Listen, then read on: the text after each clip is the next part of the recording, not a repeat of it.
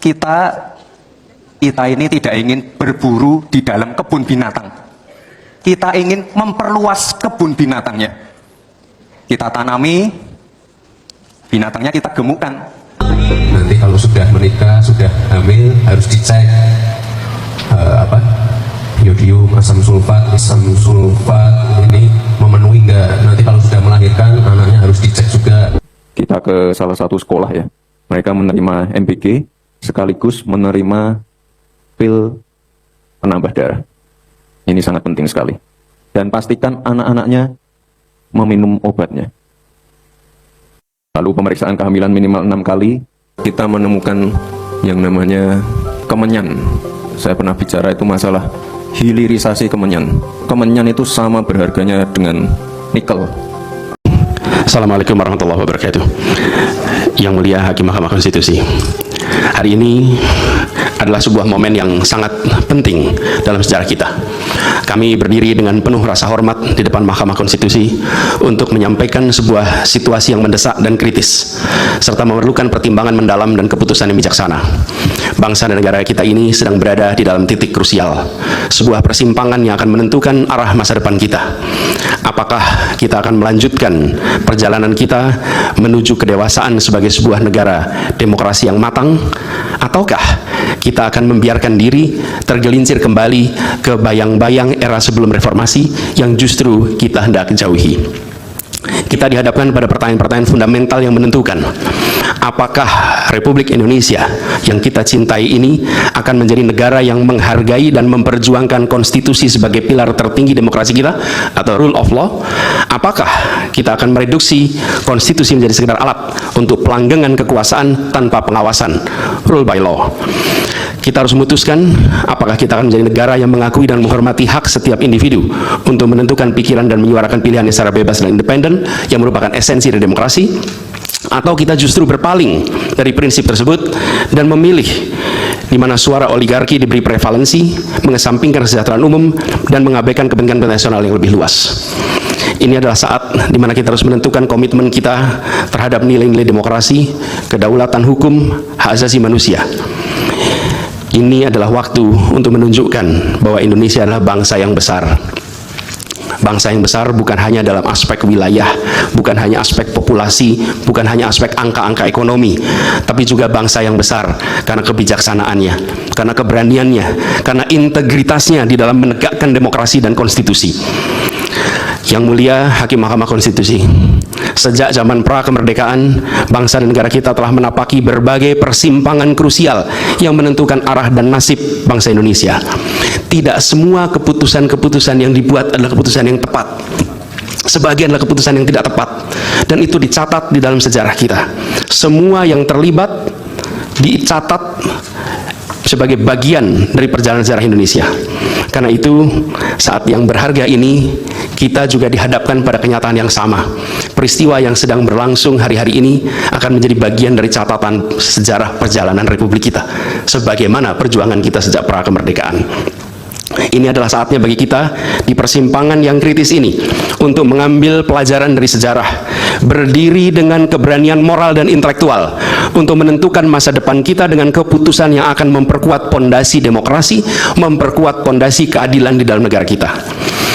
Yang mulia Hakim Mahkamah Konstitusi, kita telah menyaksikan berjalannya satu babak penting dalam demokrasi kita bulan lalu, yaitu proses pemilihan umum yang angka suaranya telah diumumkan secara resmi oleh Komisi Pemilihan Umum.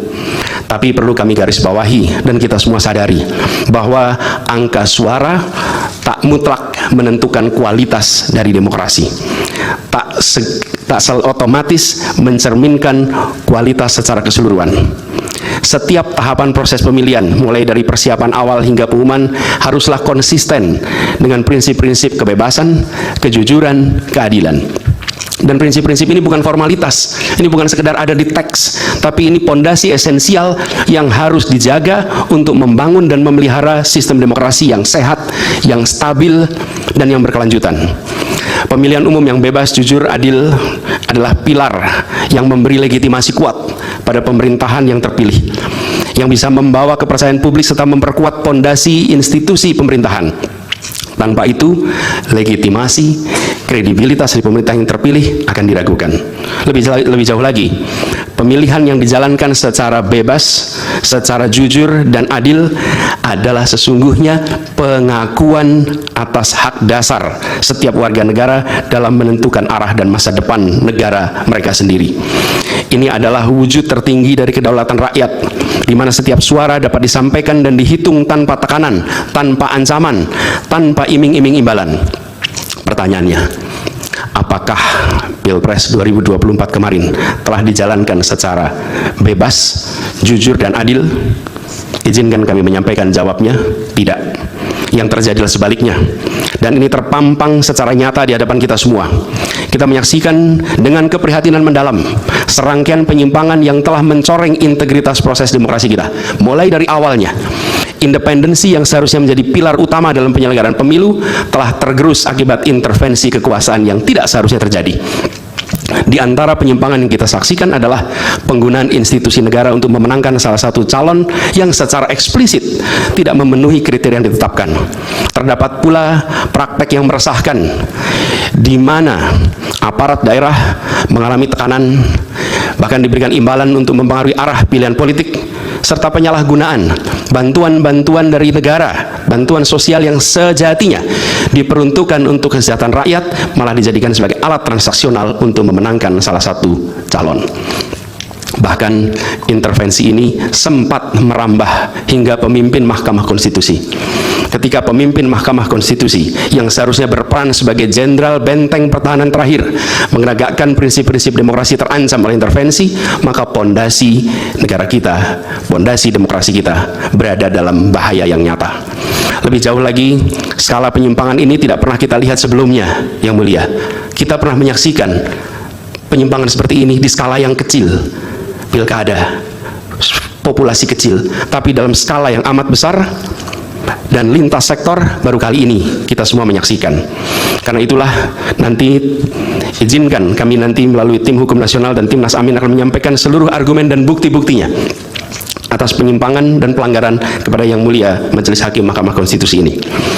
Kami, waktunya 2 menit lagi. Yang Mulia Hakim Mahkamah Konstitusi yang kami hormati, kami muliakan, apa yang kita saksikan ini bukanlah peristiwa biasa. Ini adalah titik klimaks dari sebuah proses yang panjang, penggerogotan atas demokrasi, di mana praktek-praktek intervensi dan ketaatan pada tata kelola pemerintahan secara pelan-pelan tergerus. Oleh karena itu, Yang Mulia Hakim Mahkamah Konstitusi, di hadapan Yang Mulia kini terbentang satu momen paling krusial dalam perjalanan demokrasi kita. Di pundak Yang Mulia terpikul tanggung jawab yang amat besar untuk menentukan arah masa depan demokrasi kita. Apakah kita akan... Halo teman-teman, jumpa bersama saya di Politik Dangi ya. Luar biasa ya teman-teman, bagaimana kemudian pidato Anies Baswedan ya. Pidato terbaik menurut saya itu ketika berada di MK ya. Ini luar biasa sekali teman-teman dibandingkan dengan Samsul ya. Memang kalau kita mendengar pidato Anies Baswedan itu tentu mempunyai kualitas bobot ya, yang sangat-sangat luar biasa menurut saya teman-teman. Isinya itu betul-betul sangat luar biasa ya. Dan inilah kenapa alasannya ya, Anies itu sangat layak untuk menjadi seorang pemimpin, sangat layak untuk menjadi seorang presiden teman-teman. Sebab kalau kita melihat Anies ini ya, tokoh yang berjuang untuk merakyat ya, tokoh yang betul-betul jenius, cerdas ya kan. Dan gak heran kalau Anies itu ya banyak sekali yang mendukung, banyak sekali yang senang, banyak sekali yang suka ya teman-teman. Ya karena memang beliau mempunyai kemampuan yang sangat hebat. Ya beliau berpengalaman teman-teman ya, pernah menjadi gubernur ya, menteri ya, saat ini sebagai dosen, bergerak di bidang sosial ya kan. Itu adalah sebuah langkah-langkah yang Anies lakukan untuk mengabdikan diri sebagai orang yang mencintai Indonesia teman-teman. Jadi jangan heran kalau per hari ini Anies adalah tokoh yang berpotensi maju di Pilpres 2029 mendatang ya kan. Dan saya rasa bahwa Anies ini adalah tokoh yang sangat ideal ya untuk menjadi pemimpin ke depan. Jadi jangan heran juga ya, jalan Anies juga nggak mudah, ya kan? Banyak sekali lika-liku yang akan Anies hadapi teman ke depan. Ya contohnya aja bagaimana beberapa waktu yang lalu ya pidato Prabowo yang menyebut kata Yaman ya.